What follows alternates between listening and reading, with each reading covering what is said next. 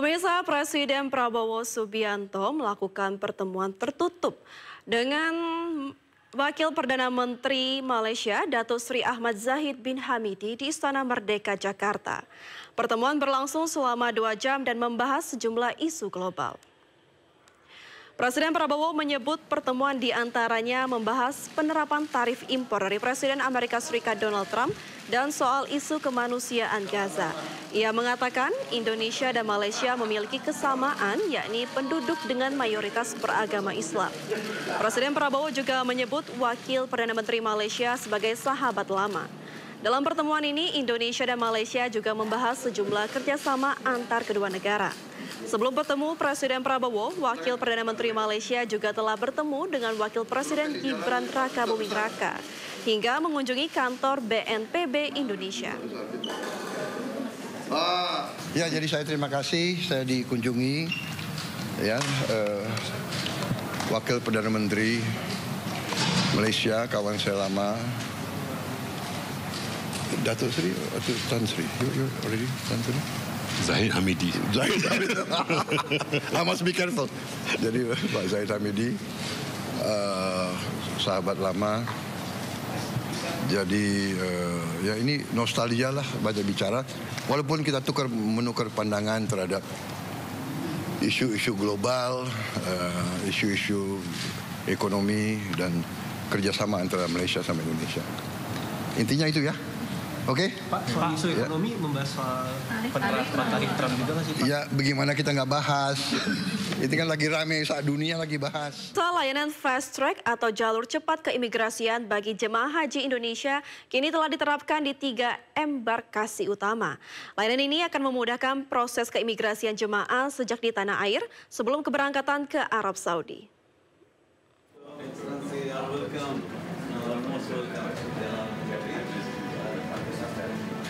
Dirjen Imigrasi Kerajaan Arab Saudi, Saleh Saad Al-Mirba, mengatakan kunjungannya ke Jakarta adalah untuk melihat langsung layanan fast track bagi jamaah haji Indonesia dalam rangka mensukseskan ibadah haji 2025. Fast track merupakan bentuk perhatian serius kerajaan terhadap pelayanan ibadah haji.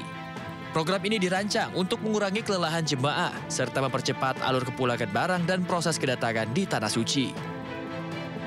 كان سكنهم وهذا كل التنظيم لاقى استحسان كثير من الحجاج، ولذلك يعني حكومة المملكة العربية السعودية الحمد لله والمسؤولين والقائمين وفريق العمل القائم بهذه المبادرة يهتم اهتمام كبير بالجوانب التفصيلية لهذه المبادرة ويسعى إلى استمرارها إن شاء الله وتطويرها في المستقبل إن شاء الله.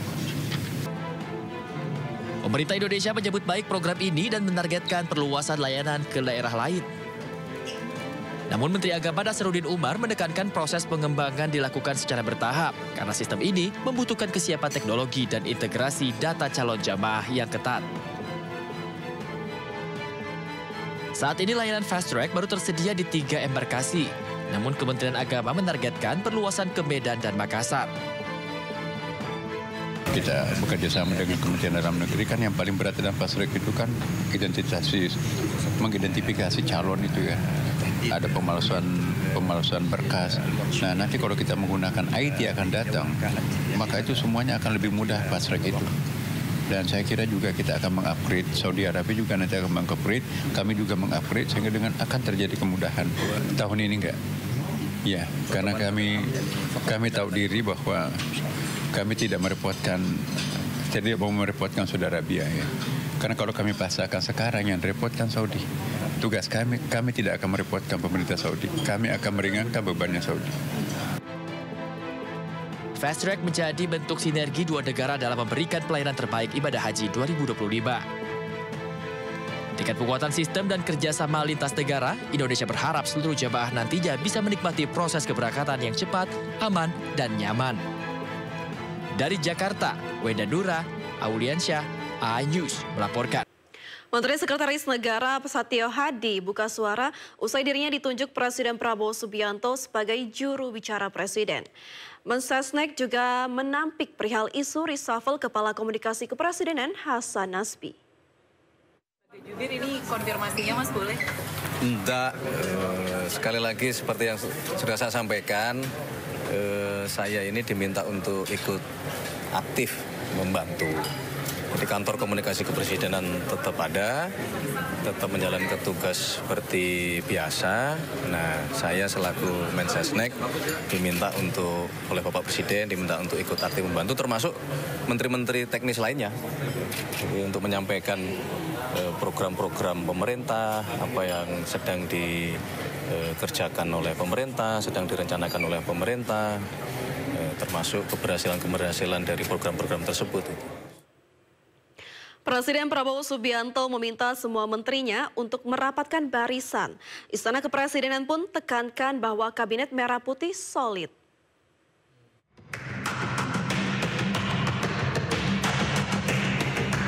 Presiden Prabowo Subianto memberikan arahan kepada menteri-menterinya untuk merapatkan barisan. Menteri Sekretaris Negara Prasetyo Hadi tegaskan jajaran Kabinet Merah Putih solid. Oh enggak, itu kan biasa saja, itu umum aja gitu. Sebagai sebuah tim, Bapak Presiden kan selalu menganalogikan Kabinet Merah Putih kita ini sebagai sebuah tim, ya memang kita harus terus merapatkan barisan. Jadi maknanya merapatkan barisan itu tidak selalu sedang ada sesuatu gitu. Tapi itu untuk menjaga semangat gitu. Nggak ada kerenggangan.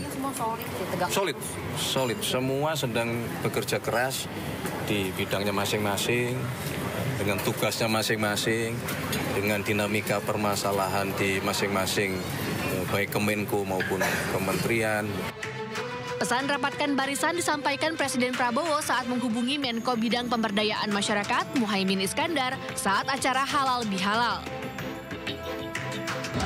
Tadi Pak Presiden juga menelpon saya, menyampaikan selamat halal bihalal hari ini dan meminta kepada sesama menteri untuk terus merapatkan barisan.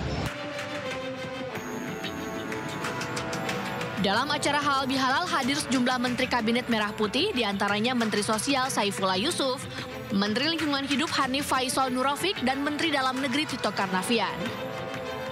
Tim Liputan, iNews melaporkan. Pemerintah menunda lagi pemindahan aparatur sipil negara ke Ibu Kota Nusantara di Kalimantan Timur. Rencananya ASN akan pindah secara bertahap pada tahun 2025. Pemerintah perlu melakukan penyesuaian struktur organisasi dan lembaga pada pemerintahan Prabowo, mengingat terdapat penambahan jumlah kementerian dan lembaga.